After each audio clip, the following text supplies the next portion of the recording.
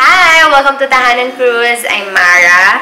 So, itong video na to is about sa aming SNR haul nung Friday. Nag-SNR kaming mag-asawa and papakita ko sa inyo yung mga pinamili namin. Pero mga Christmas-related stuff lang. Hindi naman kasi kami masyadong bumibili pagka nandun kami sa SNR ng mga pang-grocery. Basta yung binibili lang namin, yung mga tipong wala sa supermarket na normal na pinag-groceryhan namin. Kasi hindi naman kami maramihan bumili. Di ba sa SNR, mga naka-box, mga malalaki. So, hindi naman kami ganun mag-grocery. So, yung mga kakaiba lang minsan, bumibili kami. Very excited ako mag-SNR kasi alam ko maraming mga pang-ayos sa bahay, mga pamasko na mabibili dun sa SNR. After namin mag-SNR, pag-uwi namin, nag-video na ako. Kaya lang na-delete yung video ko. So, ulitin ko siya ngayon. And naisip namin mag-vlog sana. Kaya lang medyo nakakahiya pa lang mag-vlog pagka madaming tao. Nagpapakita ko lang ngayon yung mga Christmas-related stuff na nabili namin sa SNR para magka-idea kayo and para dun sa mga nanay na kasalukuyang nag-aayos ng kanilang mga tahanan for Christmas dahil malapit na ang Pasko. Simulan ko dito sa mga ribbons.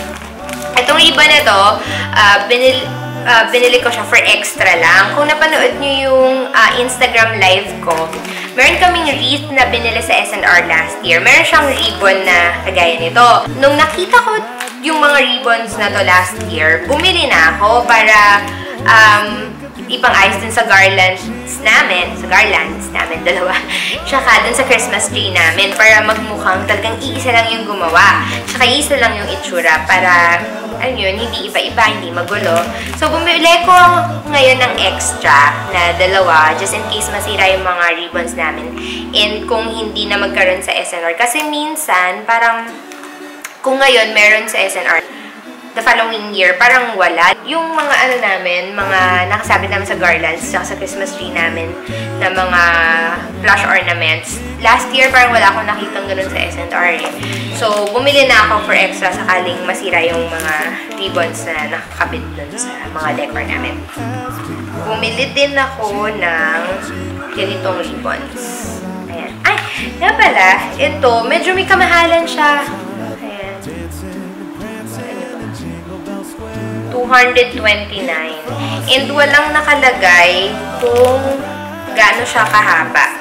Kung ilang yards or ilang meters. Pero, ayan, mukha naman siya madami. Ayan. Siguro, yung isang topper namin, isang ganito yung nagamit namin. Kasi medyo malaki yung ginawa namin. Madaming, ano-ano. Yun. Kaya, nakaisa yata kaming ganito. So, pwede na kung tatlo yung gagamitin nyo. Ito naman na yung pinaka magko-connect dun sa mga decors nyo. So, sulit naman siya. Kung ito yung mapipili nyo na ribbon. So, ito naman, parang burlap siya. Ayan. 79 pesos. Ito parang natural na kulay ng burlap. Tapos, itong isang binili ko, red naman siya. Focus.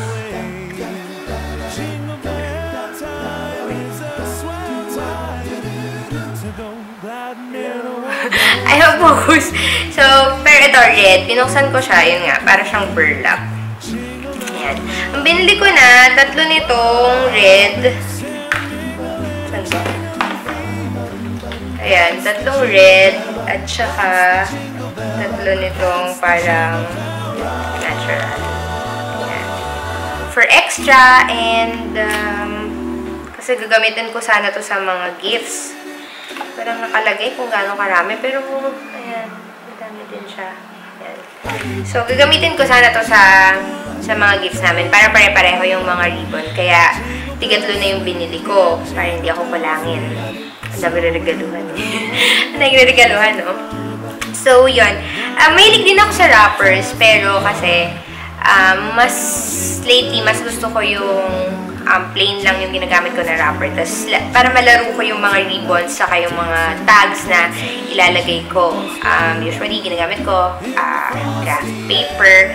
Kung wala kayong mahanap ng craft paper, pero usually meron sa Typo. Kung ayaw nyo naman ng craft paper na yun, or ayaw ko yung iba malayo sa mall na may Typo, pwede kayong bumili ng cartolina sa National Bookstore. Meron silang cartolina parang craft paper. Kung wala pa rin kayo mahanap, pwede ang pattern paper. Yung ginagamit, pattern paper may tawag doon, yung ginagamit ng mga mananahe, yun. Pwede din yun. Or, kung wala talaga, pero gusto niyo ng plain, pwede naman yung bond paper. Ako last year, bond paper yung mga ginamit ko. Tapos, black and white na ribbon. Nasa SNR ko rin binili, naubos na ngayon. Ayan. Tapos, narinig nyo ba? Umiyak yata si Lucio. Ito, bumili ko ng malaking roll ng ribbon. Wala ng price to at nakalimutan ko na din. Pero madami siya. 50 yards. Yung black and white ko last year, parang ganito kalaki yung roll niya. Pero ubos na nga. Doon ko din sa SNR pinili. So, yan. At ito, pwede niyo siya magamit din sa mga pang-decor niyo sa bahay. Kung medyo feeling niyo parang hindi pang Christmas, pwede niyo lagyan ng ribbons, yung mga gamit, yung mga naka-display niyo sa bahay na hindi Christmassy yung itsura. Kung nakita niyo sa Instagram ko, yung aming ano ba to? Parang lantern na nilagyan ko ng Christmas balls para magmukhang Christmassy siya. Last year, nilagyan ko yun ng ribbon sa handle na red and green din yun eh, pero mas light. Ito gusto ko yung kulay nito, dark green, tas medyo ma-dark din yung red niya. Mas Christmas talaga. Kung meron kayong mga gamit na parang hindi mukhang pang Christmas, feeling nyo hindi bagay dun sa mga nilalagay nyong pang-ayos, baka pwede nyong lagyan ng ribbons na pamasko ang kulay. Like, ito. Or yung mga throw pillows nyo na medyo plain, baka pwede din lagyan ng ribbons para magmukhang pang Christmas talaga siya. Yung mga Christmas ring din, pwedeng gumawa kayo ng maliliit na ribbons, ilagay nyo to dun sa mga dahon as ornaments. Yan. Bumili din ako nito na mga paper twines yata yung tawag. Siyempre, extra. Mura lang siya, I think. Ayan. 119. Tatlo na yung laman niya. Ito na lahat siya. So, bumili ko ng extra. Pwede nyo itong magamit dun sa mga gifts nyo din na plain. Iikot nyo lang siya ng maraming beses para magmukhang makapal and marami yung pagkakalagay nyo. Or pwede nyo rin itong gamitin dun sa mga tags nyo, dun sa gifts nyo. Ito yung gamitin nyo. So, cute siya, diba? Yan. Hindi siya Christmas related, pero sa mga parang dumilim na. Sa mga magbabadot ng Christmas gifts, ako kasi, favorite ko tong Scotch Magic Tape. Ayan. Yun yung favorite kong gamitin. Kasi, pag yung mga wrapper nyo, yung hindi makintab, pangit pagka yung transparent na Scotch tape yung gagamitin nyo. Parang halatang halata. So, eto, kahit makintab or hindi makintab yung wrapper nyo, maganda siyang gamitin. And, kinuha ko to kasi, meron siyang dispenser na kasama. Ayan, tas 4 na siya. Kaya lang may crack tong nakuha ko. Hindi ko alam kung may crack na siya nung nakuha ko siya or na-crack na siya nung pinapack siya nung mga taga-SNR or sa sasakyan na namin na crack. Pero yun, may crack siya. Pero working pa naman to, so siya na lang yung una kong gagamitin, di ba? Ito, hindi mukhang pang Christmas, pero nakita ko siya katabi siya nung Scotch Magic Tape. Parang washi tape, di ba? Oh, yan. Hindi ko lang alam kung paper to. Kaya nakakalagay. So, yan. Merong tinda doon sa SNR. Ayan, dumilim na ng dumilim. Ano ba to? Yan, lumiwanag bang konti? Ayan, so, anyway, meron sa SNR na mga gift wrappers. 129, buy one, take one. So, ito yung mga napili ko na designs. Yan. So, tig-dalawa nito yung mga kinuha ko. So, naisip ko, kung hindi siguro ako magpa-paint this year, baka itong mga to yung gamitin ko. So, yan. 6 siya. Kasi buy one, take one. Oh, ang dami, diba? 65 pesos isa. At ang size niya ay 20 square feet. 8 feet by 30 inches. Madami ba yun? Parang konti ba? pero cute naman siya. So, binili ko na siya. Nakikita niyo ba ako? Wala kasi si Elo, so hindi ko alam kung paano papaliwanagin ang gusto tong kamerang gamit ko. Nakakita din kami sa S&R ng mga rugs. So, nakadagdag to sa pagka-Christmassy feel ng inyong bahay, di ba? So, yan, ang cute to. Para magmukhang Christmas din yung CR nyo, pag may mag-CR kayo, di ba? Para masaya, or pagka may bisita kayo, kaparte yung CR na may Christmas feels, di ba? Ayan. Actually, parang 400 plus to, pero bumili na kasi ako sa SM Department Store. Ganito siya, cute din naman siya, di ba? Kaya lang, ayan, manipis siya. Ito kasi, yung sa S&R, medyo makapal siya. Ayan, so, kakaiba. Focus ba? Kita nyo ba? Ayan. So, itong sa S&R, makapal. Yung sa SM, manipis lang siya. Tapos, mas malaki yung sa S&R. Ito yung difference niya. So, ayan. Tapos, so, mas malaki yung sa S&R at mas makapal. Pero kung okay naman na sa inyo to, yan.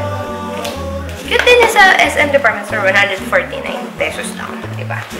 Pero, since nandun na rin lang kami, kasi nga malayo sa amin yung S&R, pinakamalapit na talaga sa amin yung sa S&R Pampanga, which is malayo pa rin talaga. Last, so, bumili ako ng mga extra plush ornaments. Yan. Ang dilim na talaga. Wait lang. So, ayan. Bumili ko ng extra plush ornaments. 2 boxes yung binili ko. Last year kasi, parang walang plush ornaments kaming nakita. So, medyo kinabahan ako paano pag may mga nasira or kinulang na ako ng plush ornaments. Eh, gusto ko nga parang magkaka-connect yung mga decors namin. So, bumili ko ng 2. Sale siya. Parang 1,400 pa isang box or 1,300. Tapos, 900 yata namin nakuha to. 10 yung laman niya.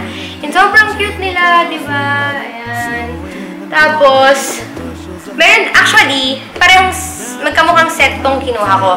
Pero may isa pang set doon na ito, ayan, nakakulay, tricycle. Nakakulay blue siya na damit. 2 years ago pa kasi yung sa amin eh. Yung dati nabili namin, wala nito. Ayan, so bago siya. Tsaka ito, bago. Ayan. Tapos yung pinagkaiba niya dun sa yung dati namin. Ano lang, ito, kunyari, ayan, red yung damit niya, tapos green yung shoes niya.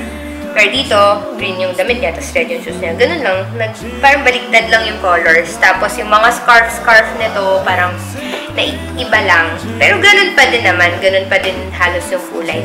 Kasi yung, itong mga ayos namin sa bahay, usually nasa red, white, and green lang kami na colors. Kung sa iba, kilay is life. Sa amin, kulay is life. So, yun lang ang aming mga napamili na medyo Christmas-related. Mga Christmassy stuff. So, kung hindi kayo makakapunta ng Unique or Dapitan, pag napunta kayo doon, maraming mura. Like, meron ako nakita, siguro basta mataas na lalagyan. Parang 50 balls yun eh. Yung regular na size ng mag-iiyakan yung mga bata. Ng regular size na Christmas balls, 50 balls siya. parang 350 pesos. Parang ganun. Meron nga akong gusto dun eh. Parang magkakakonect na siya. Parang naka-branch siya. Ganun. Na mga Christmas balls. Maganda siya iikot sa Christmas tree nyo or sa garden nyo. Isang buo nyo siyang ikakabit. Yun, medyo mahal lang yan. Parang 700. Pero madami na siya. And siguro next time na lang bibili kami nun. Pagka sira-sira na talaga yung mga dahlias ko, hindi na di na caring ikabit dun sa aming mga Christmas decor. So, yun lang. And sana nakatulong tong video na to. Sana may nakuha kayong ideas at natutunan. Meron pa kayong maisip na ibang idea kung paano makakapag-ayos ng bahay, i-share niyo sa amin. So, thank you so much for watching. At kung nagustuhan nyo yung aming video, paki-like na lang. At kung di pa kayo subscriber ng aming channel, please subscribe. Thank you! Bye! God bless! And Merry Christmas!